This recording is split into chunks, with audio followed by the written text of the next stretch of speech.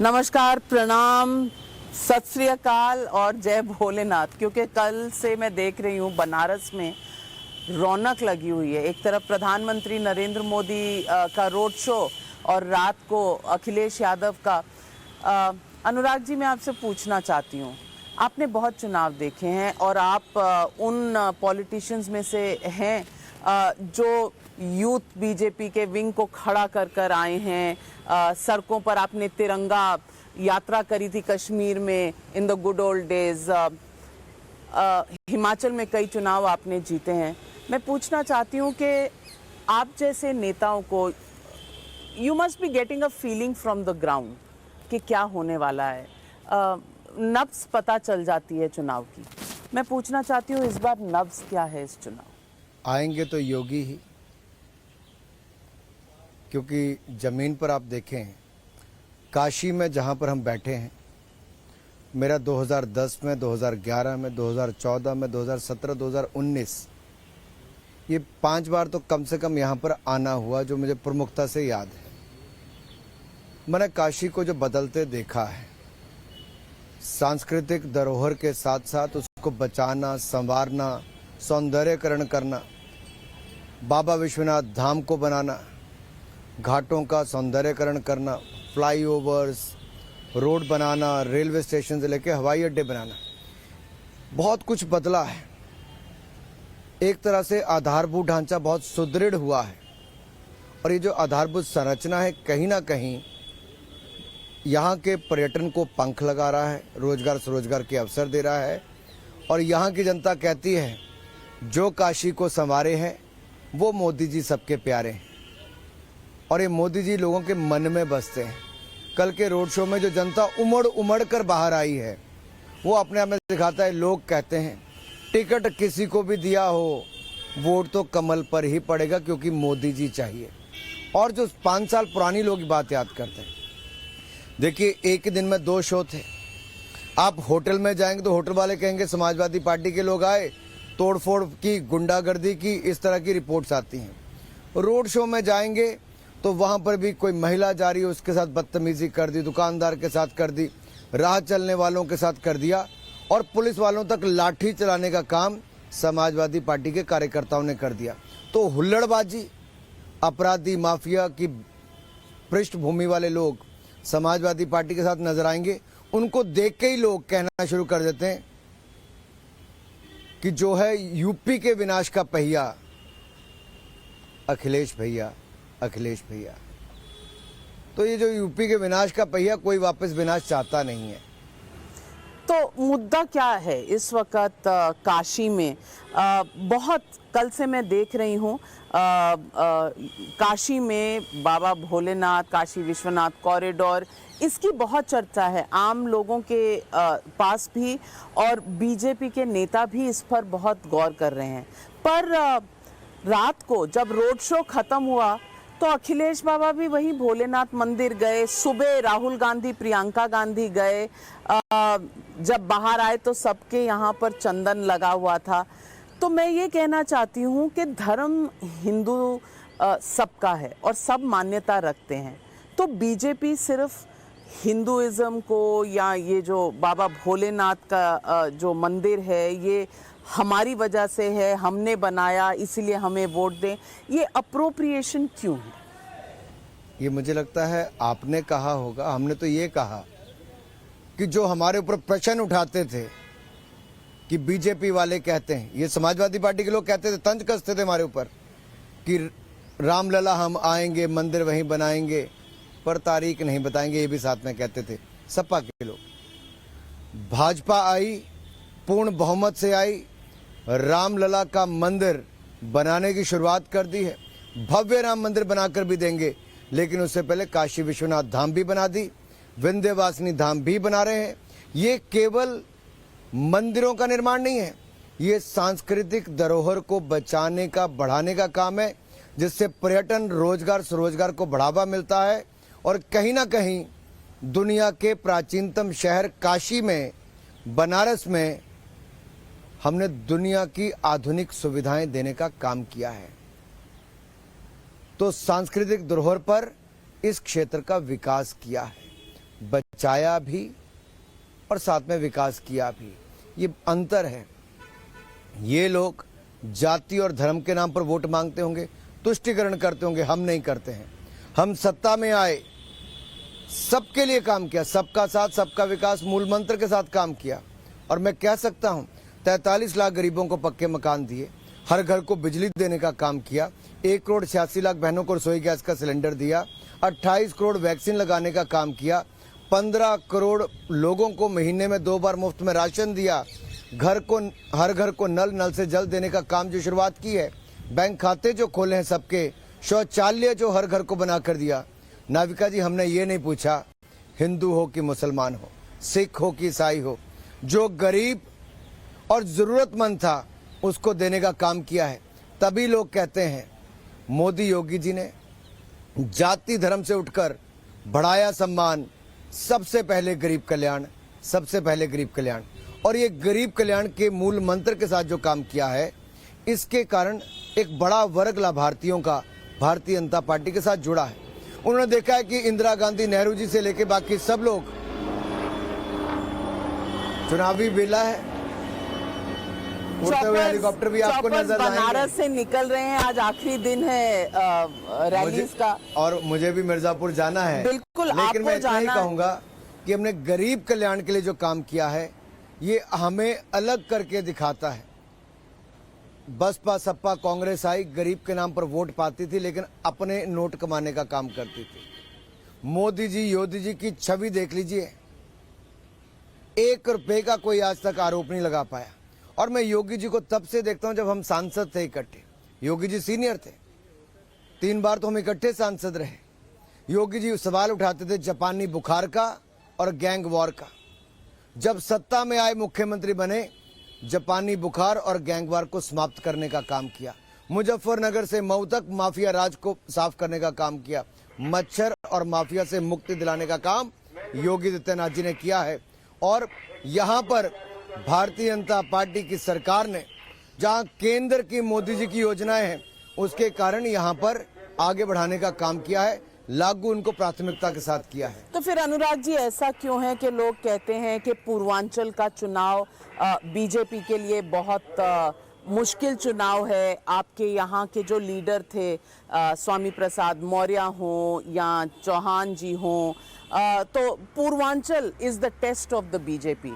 ऐसा क्यों है? अगर इतना कुछ काम हुआ है और यहाँ पर पूर्वांचल में योगी जी भी यहाँ से लड़ते हैं और प्रधानमंत्री की भी काशी से लोकसभा सीट है, पूर्वांचल आपके लिए चैलेंजिंग क्यों बताया जाता है? देखिए, आपके सवाल में ही उत्तर है। 2014, 2017, 2019 में भी पूर्वांचल को लिटमस टेस्ट कहते बहुत चुनौती भरा है।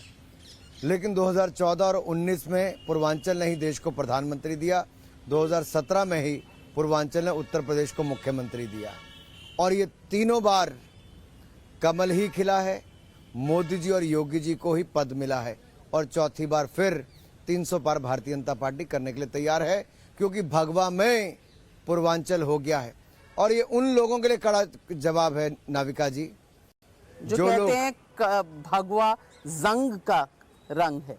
हाँ, ये डिम्पल यादव जी ने कहा है, तो आप भगवा। क्योंकि समाजवादी पार्टी के लोग जब 2014 में भी हारने वाले थे, इन्होंने कैसे कैसे चुनाव जीता, मैं आपके सामने क्या कहूं। तो हमारे सुब्रत पाठक जी के ऊपर मुकदमा दर्ज कर दिया, गैंगस्टर का, जिसके ऊपर कभी जिंदगी में कोई मुकदमा नहीं, सीधा गैंगस्टर का हो गया।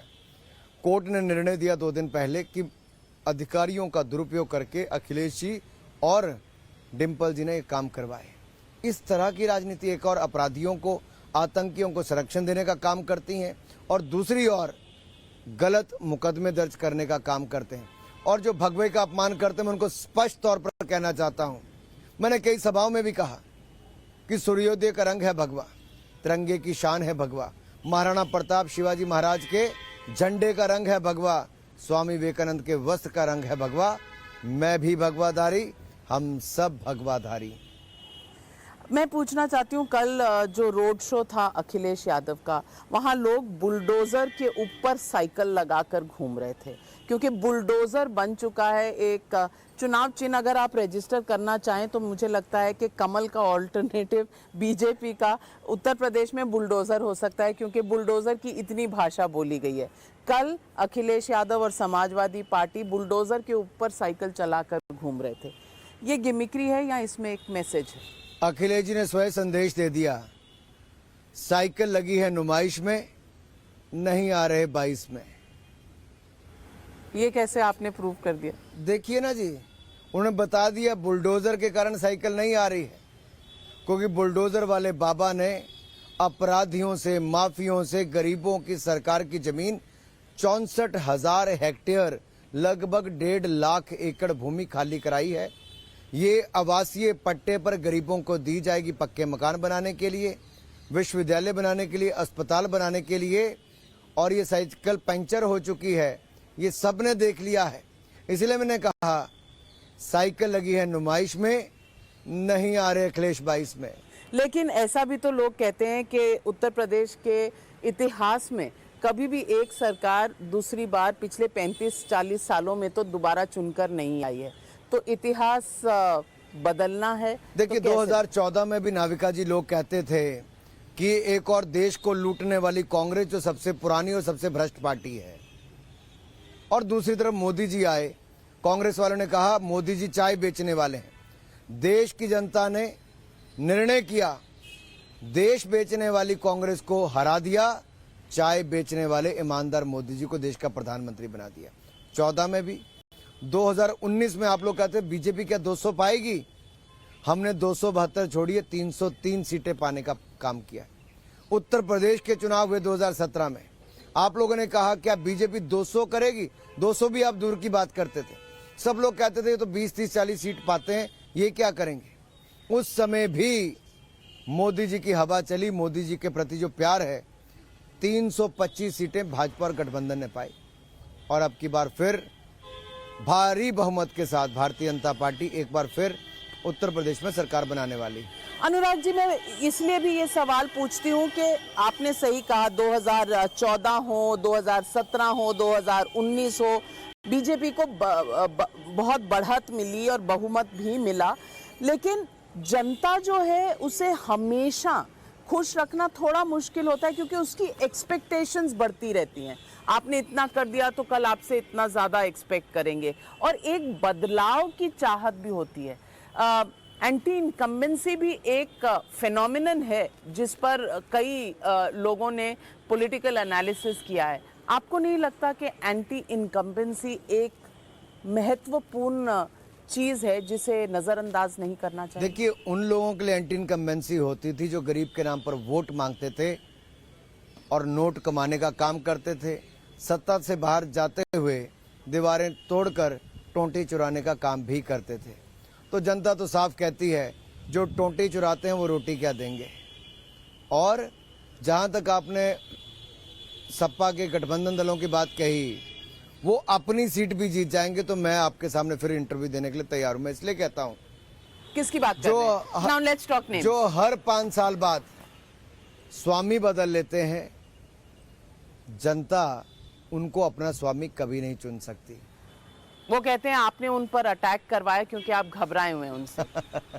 बीजेपी का अटैक था, जानलेवा हमला था, और उनकी जो बेटी है, जो सांसद है बीजेपी की, उन्होंने ऐसा कहा है। देखिए, तो ये कौन सी पार्टी विद द डिसिप्लिन है? वो लाठी लेके हाथ में चली, जिनके पास अनुमति नहीं थी 20 गाड़ियां लेके काफिला लेके चले, दूसरे के रोड शो में आके गाली गलौज करना, दंगा फसाद करना, वो करने का काम किया।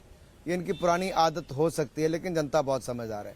गरीब जानता है कि उसको पक्का मकान, शौचालय, बिजली का कनेक्शन, महीने में 2 बार मुफ्त में राशन, बैंक का खाता, खाते में पैसा, और पानी का कनेक्शन से लेकर 5 लाख की सुविधा मोदी जी, योगी जी ने दिया है।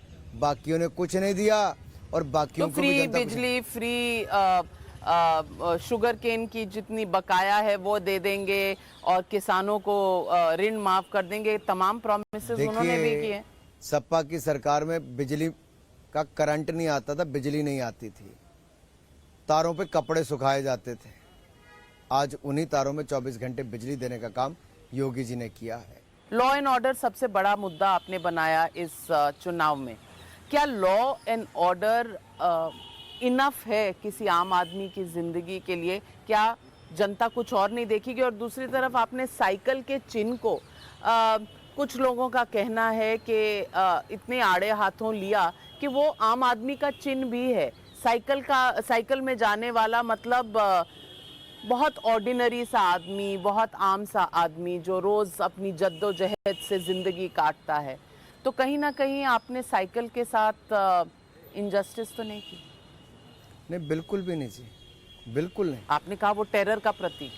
देखिए, हमने कहा 2008 के बम धमाकों में जो आतंकवादी थे, जिन्होंने 26 लोगों की जान ले ली, सैकड़ों को घायल कर दिया, उन आतंकवादियों के खिलाफ मोदी जी ने उस समय मुख्यमंत्री रहते हुए उनको पकड़ने का काम भी कराया, एसआईटी का गठन भी किया।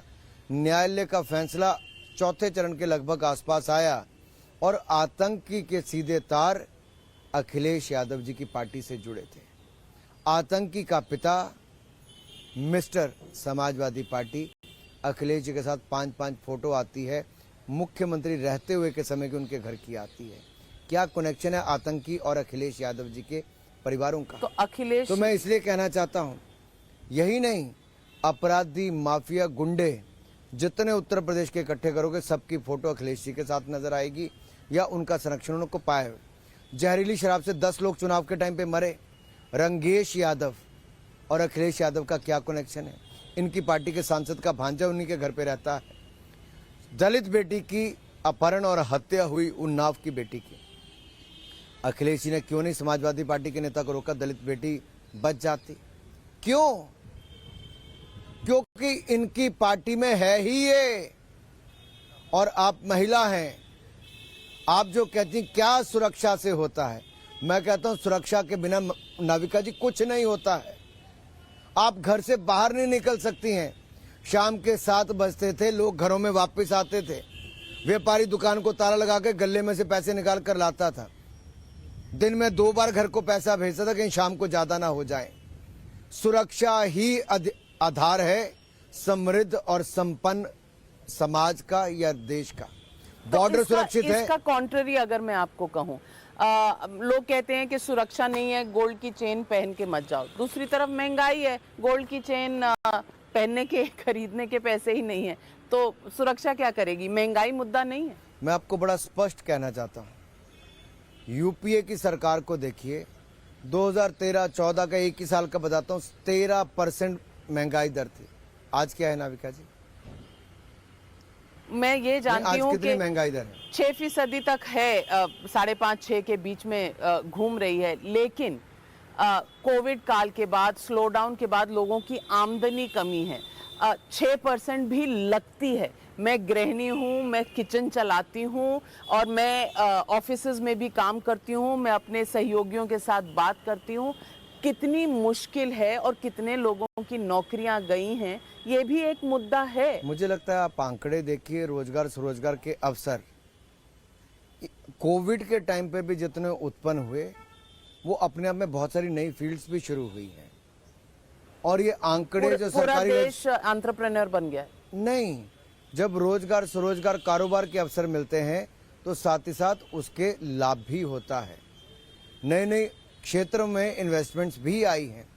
और मैं आपको कहना चाहता हूं, अगर 2014 में जिस तरह से कांग्रेस सत्ता छोड़कर गई थी, हमने आने के बाद आपदा के समय भी 9.2% विकास दर है।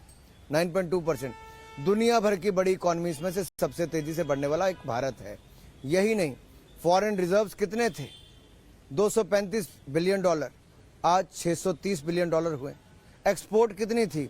2,37,000 करोड़, आज कितने? 4,37,000 करोड़। ये बदलाव हुआ है जी। और यही नहीं, हमारे यहाँ पर एफडीआई 35 बिलियन डॉलर आती थी 2014 में। आपदा के समय भी 70-80 बिलियन डॉलर हम लेकर आए हैं। हर क्षेत्र में देखिए आगे बढ़े हैं। आपदा के समय भी किसी एक व्यक्ति को देश में भूखा नहीं मरने दिया, जान बचाने का काम किया। आपने वैक्सीन लगाई, पैसे तो नहीं दिया, नहीं दिया। अब 180 करोड़ वैक्सीन देश भर में मुफ्त दी, सरकार के खजाने से ही दी।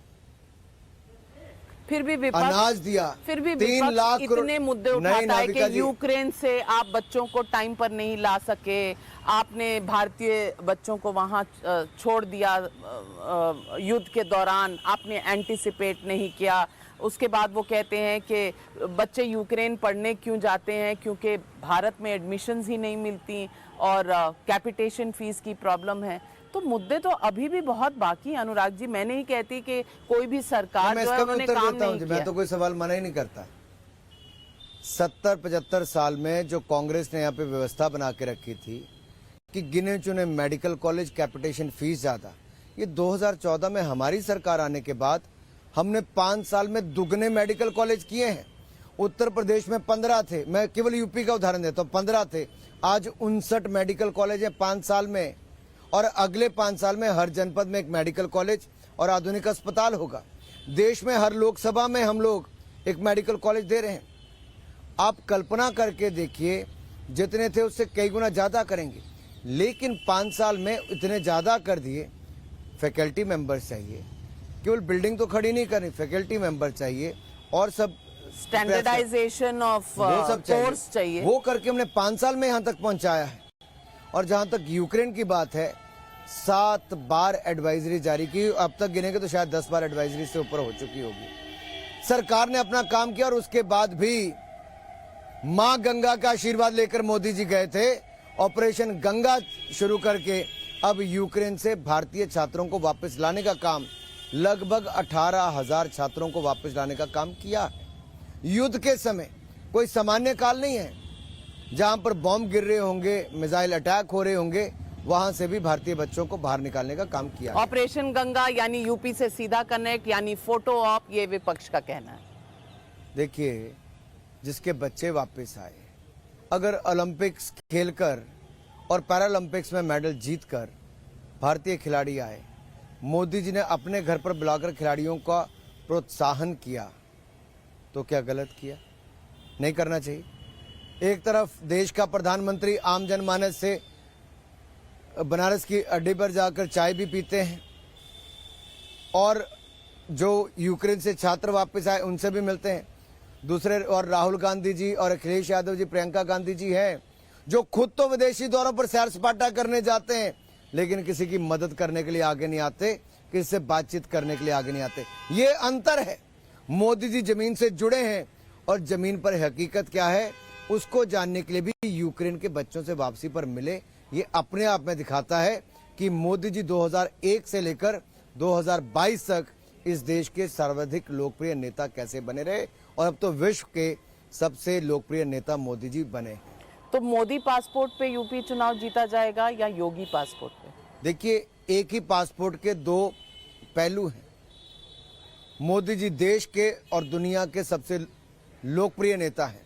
योगी जी ने उत्तर प्रदेश को विकास की एक नई दिशा दी है और उत्तर प्रदेश की दशा ठीक की है, और ये अपराध, गुंडा, माफिया मुक्त उत्तर प्रदेश करने के लिए और दृढ़ता के साथ काम करते रहेंगे। पहले 4 लाख करोड़ की इन्वेस्टमेंट आई, अब 10 लाख करोड़ की इन्वेस्टमेंट लाएंगे। पहले 3 करोड़ युवाओं को रोजगार स्वरोजगार के अवसर दिए, अब हर परिवार से कम 1 व्यक्ति को रोजगार स्वरोजगार के अवसर देंगे। पहले कन्या सुमंगला योजना में 15,000 मिलते थे, अब 25,000 मिलेंगे। मुख्यमंत्री सामूहिक विवाह योजना में 50,000 मिलते थे, अब 1 लाख मिलेगा। होली दीपावली पर मुफ्त में गैस सिलेंडर भी मिलेगा और सिंचाई की मुफ्त में बिजली भी मिलेगी और गन्ने का भुगतान भी 14 दिन के अंदर होगा। बहुत सी हलचल है। हम आपको नाश्ता करते हुए उठाकर यहाँ ले आए, आपने हमसे बातचीत की अनुराग जी। सायरन भी बज रहे हैं, हेलीकॉप्टर भी जा रहे हैं। मैं जानती हूँ आपको जाना है, चुनाव का आज प्रचार का आखिरी दिन है, लेकिन आप सह प्रभारी हैं उत्तर प्रदेश के और पूरा बीजेपी का जो टॉप लीडरशिप है इस वक्त काशी में है। सह प्रभारी होने के नाते इज दिस हौसला अफजाई और इज दिस नर्वसनेस? बिल्कुल भी नहीं। मेरा काम है ये पूरे उत्तर प्रदेश में चुनाव को देखना, और मैं कह सकता हूं काशी में तो एक ही रंग दिखता है, मोदी में काशी। और यहाँ के लोग आप कहीं पे भी जाइए मोदी मोदी करते हैं। पूरा कैबिनेट लोग कह रहे हैं कि अब काशी में है, काशी कहीं देश का कैपिटल ना हो। काशी तो सांस्कृतिक धरोहर है। पहले ही दुनिया की कैपिटल है, देश की तो छोड़िए जी, दुनिया की कैपिटल है सांस्कृतिक रूप में। ये जो हमारी सांस्कृतिक विरासत है, इसको हमें इसी तरह से आगे बढ़ाना भी है। मोदी जी ने बहुत काम किया है, हम सब मिलकर काम करेंगे और ये अपने आप में दिखाता है कि यूपी का महत्व क्या है। हम सब यहाँ पर हैं, लेकिन दूसरी ओर कौन है जो यूपी बिहार को गाली निकालते हैं। राहुल जी जाकर वायनाड में कहते हैं यूपी के लोगों की बुद्धि कम है और अब चुनाव प्रचार में नहीं आते, सोनिया जी नहीं आती हैं, और ममता बनर्जी यूपी के लोगों को गुंडा कहती हैं तो अखिलेश यादव जी उनको लेकर आते हैं। ये वो लोग हैं जो यूपी को अपमानित करते हैं। हम लोग यूपी का मान सम्मान, क्योंकि यूपी के लोगों ने राष्ट्र निर्माण में भूमिका निभाई, इसलिए यूपी का मान सम्मान देश भर में बढ़ता है। जाने से पहले बस एक नंबर पूछना चाहूंगी, कितनी सीटें, ताकि 10 तारीख को नोक झोंक का कोई मुद्दा बने। कितनी सीटें बीजेपी को? आपको नोक झोंक का कोई अवसर नहीं मिलेगा, क्योंकि आएंगे फिर योगी ही। और ये जनता ने मन बना लिया है कि मोदी जी, योगी जी ने जो उत्तर प्रदेश का चौमुखी विकास किया है, ये एक बार फिर जैसे पहले 13 शतक लगाया था, इस बार फिर 300 पार करने जा रहे हैं। 300 पार? क्यों नहीं? और अगर 300 पार ना हुए तो 10 तारीख को मैं पिला इंटरव्यू? दूंगा। चलिए, अगर फिर ऐसा हुआ तो फिर कॉफी पर चर्चा जारी रहेगी। लेकिन आपको भी तो पिलानी पड़ेगी। हाँ, अगर 300 पार आप ठीक कर है। देंगे तो कॉफी हम पिला देंगे। धन्यवाद। इसमें क्या प्रॉब्लम है। Thank you very much Anurag Thakur ji. सूचना प्रसारण मंत्री हैं आप, खेल के मंत्री हैं, और जिस तरह से आप तैयार हैं इस वक्त दौड़ लगाने के लिए ताकि आखिरी दिन के सारे प्रचार आप कर सकें, आपको बहुत बहुत शुभकामनाएं। धन्यवाद। और 10 तारीख को कॉफी पर होगी चर्चा। मैं तो यही कहूंगा, 10 तारीख को आप लिख कर रख लीजिए, ये पूरे उत्तर प्रदेश में है कि वही हवा है, वही सपा है, जनता जिनसे खफा है, करना इनको दफा है। और 10 मार्च को अखिलेश जी और राहुल जी और मायावती जी कहेंगे ईवीएम बहुत बेवफा है। हवा सचमुच चल पड़ी, पत्ते हिल रहे हैं। अब ये हवा कहाँ को जा रही है, ये 10 मार्च के ईवीएम बताएंगे। थैंक यू वेरी मच, नमस्कार।